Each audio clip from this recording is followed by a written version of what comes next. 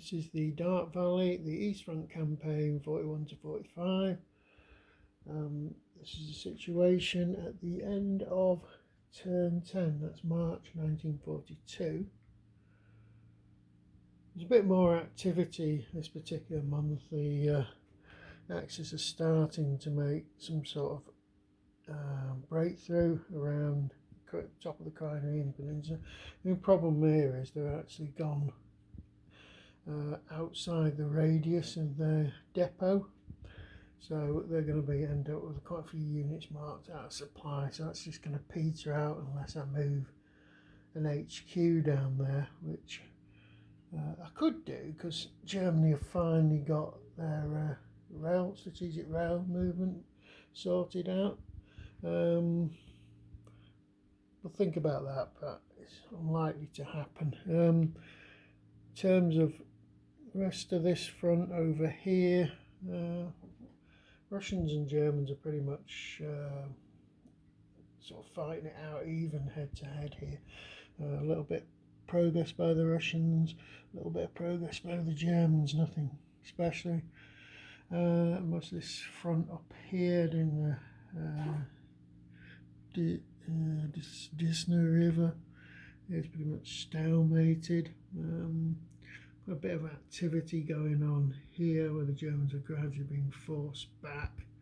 They're looking like some of these armour units are going to get themselves in a bit of a mess unless the Germans sort out this particular Soviet offensive and cut it off. We probably need to bring units in there and smash that up.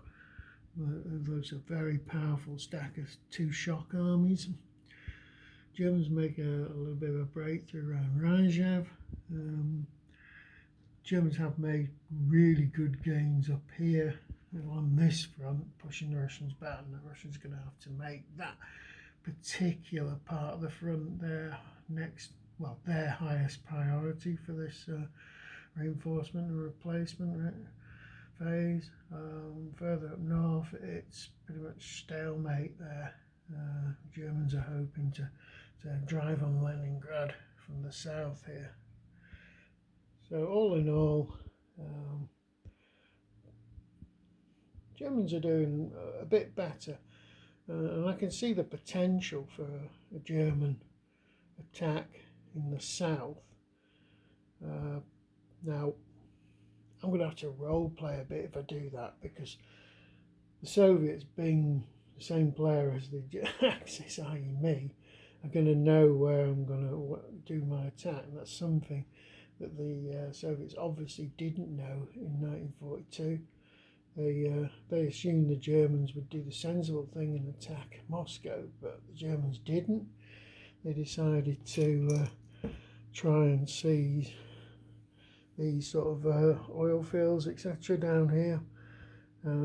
That's because Hitler saw that the Axis lack of fuel was a major problem, and getting these oil wells here would be a great idea.